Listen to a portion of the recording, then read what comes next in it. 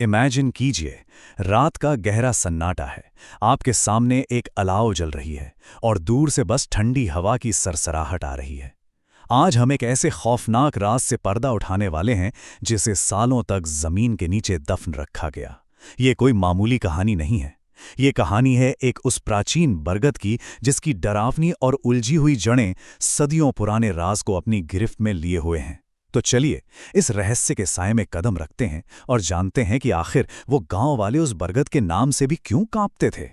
अब सबसे पहला सवाल तो यही दिमाग में आता है ना कि आखिर ऐसा क्या था उस पुराने बरगद में। कभी उसकी उन मोटी मोटी सांप जैसी जड़ों को देखा है? उन्हें देखकर ऐसा लगता था मानो वो जमीन को चीरकर कोई बहुत गहरा, बहुत भयानक सच छुपाने की कोशिश कर रही हूं। गांव के ठीक बीचों बीच खड़ा वो पेड़ सिर्फ एक पेड़ नहीं था, वो एक साक्षात खौफ था। दिन के उजाले में जो चीज एकदम शांत और बेजान लगती थी, अंधेरा होते ही वो जिंदा हो उठती थी। ये कोई वहम या अंधविश्वास नहीं था, बल्कि एक ऐसा डर था जिसने कई पीढ़ियों की रातों की नींदें उड़ा रखी थीं। वैसे तो आम लोग उसे छाया वाला बरगद ही बुलाते थे, लेकिन गांव के जो सबसे बुजुर्ग लोग थे ना, वो इसका एक और नाम जानते थे, रूहों का घर। और ये नाम वो कभी जोर से नहीं लेते थे, सिर्फ डरी हुई आवाज में फुसफुसाकर बोलते थे।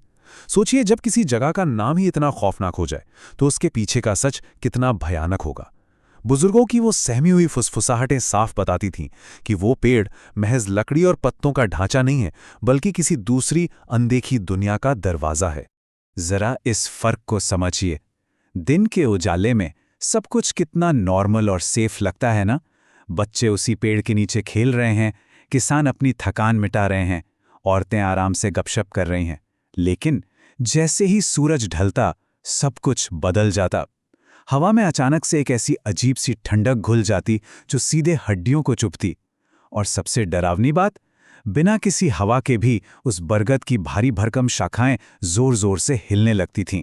रोंगटे खड़े कर देने वाला मंजर होता था वो। तो चलिए अब बात करते हैं राघव की उस खौफनाक रात की। एक ऐसी जिद जिसने उस गांव में सब कुछ बदल कर रख दिया। राघव गांव का एक ऐसा लड़का जो बाकी सबसे बिल्कुल अलग था। उसे डर नहीं लगता था, बल्कि उसमें एक गजब की जिद थी। उसे ये बात बिल्कुल हजम नहीं होती थी कि पूरा गांव आखिर एक पेड़ से इतना खौफ क्यों खाता है। तो डर डर कर जीने के बजाय उसने एक बहुत बड़ा फैसला लिया। आधी रात का वक्त, आसमान में सिर्फ आधा चांद चमक रहा है और पूरा गांव गहरी नींद में है, लेकिन राघव अकेला उन खौफनाक उलझी हुई शाखाओं की तरफ बढ़ता चला जा रहा था।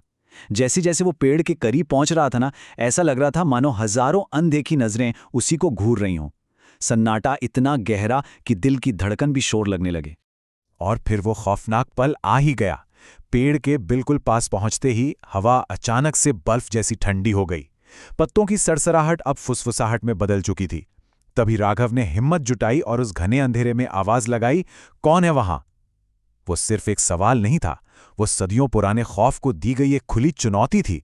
डर के मारे उसकी भी हालत खराब थी, लेकिन उसके कदम 1 इंच भी पीछे नहीं हटे। उसके बाद जो हुआ वो सच में रूह कंपा देने वाला था।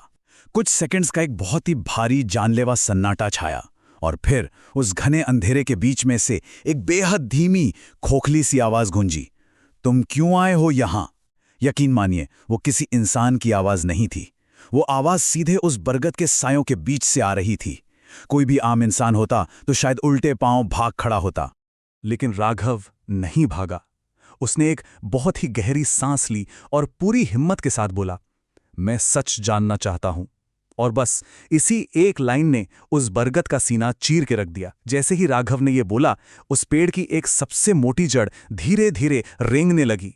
ऐसा लगा जैसे जमीन फाड़ कर कोई चीज जिंदा हो उठी हो। ये वो पल था जब इंसानों और रूहों की दुनिया के बीच का पर्दा हमेशा के लिए उठने वाला था। तो आइए देखते हैं उन रूहों का असली सच। कैसे उस पुराने तने से वो परछाइयां आखिरकार बाहर आईं। अब माहौल में डर से ज्यादा एक बहुत गहरा अचरज था। उस बरगद के तने से धुएं जैसी अजीब सी परछाइयां छन छन कर बाहर आने लगीं। जो चीज अब तक सिर्फ एक मनगढ़ंत कहानी मानी जाती थी, वो साक्षात सामने खड़ी थी। उन धुंधली आकृतियों में से एक थोड़ा आगे आई, और उसकी आवाज में एक ऐसा दर्द था जिसे बयान नहीं किया जा सकता था। उसने कहा, हम इस पेड़ में कैद हैं सालों से, हमारी कहानी कोई नहीं सुनता। ये सुनते ही सब कुछ बदल गया। ये कोई डरावने भूतों की कहानी नहीं थी यार, ये तो अपनों के सताए हुए दर्द में तड़पते लोगों की दास्तान थी। वो सारा खौफ अचानक से एक बहुत गहरी हमदर्दी में बदल गया। तो आखिर ये आत्माएं वहां फंसी क्यों थीं? ये कोई बाहर के भूत प्रेत नहीं थे, ये कभी उसी गांव के अपने लोग थे, और इनके वहां बंधे रहने के 3 बहुत ही दर्दनाक कारण थे। पहला, अपनों का ही दिया हुआ धोखा। दूसरा, उनके अपने ही गांव ने उन्हें पूरी तरह से भुला दिया था। और तीसरा, उनके दिलों में दबी कुछ अधूरी इच्छाएं जिन्होंने उन्हें उस जमीन से बांध रखा था। मतलब दुनिया की सबसे मजबूत जंजीरें लोहे की नहीं होती, बल्कि वो अधूरे जज्बात और भुला दिए गए रिश्ते होते हैं। और जानते हैं उनकी मुक्ति का रास्ता क्या था? बेहद आसान पर बहुत ही रुला देने वाला। उन्होंने कहा, अगर कोई हमारी कहानी सुने और बस हमें याद रखे तो शायद हमें मुक्ति मिल जाए। बस इतनी सी चाहत। कोई बदला नहीं, कोई नफरत नहीं, वो सिर्फ ये चाहते थे कि कोई उन्हें भूले ना। इस एक गुजारिश ने उस पेड़ के इर्द गिर्द बुने गए डर के पूरे तिलिस्म को तोड़ कर रख दिया। अब ये कहानी बढ़ती है यादों के जरिए मिलने वाली उस मुक्ति की तरफ। उस अंधेरे सच का उजाले में आना बहुत जरूरी था। अगली सुबह जैसे ही सूरज निकला, राघव ने रात का वो पूरा खौफनाक सच गांव वालों के सामने रख दिया। शुरू में तो लोगों को यकीन नहीं हुआ, लेकिन जब राघव ने पूरी गंभीरता से उन्हें समझाया तो वो अविश्वास एक गहरे सन्नाटे में बदल गया। और फिर शुरू हुआ प्रायश्चित का एक बहुत ही खूबसूरत सफर। सबसे पहले गांव के बुजुर्गों ने उन भूली बिसरी रूहों के असली नामों को पहचाना और उन्हें आवाज दी। ये पल सच में रोंगटे खड़े कर देने वाला था।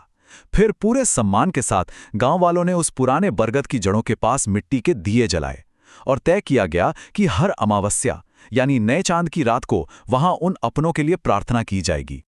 और इसका असर देखिए, कुछ ही हफ्तों के अंदर सब कुछ बदल गया।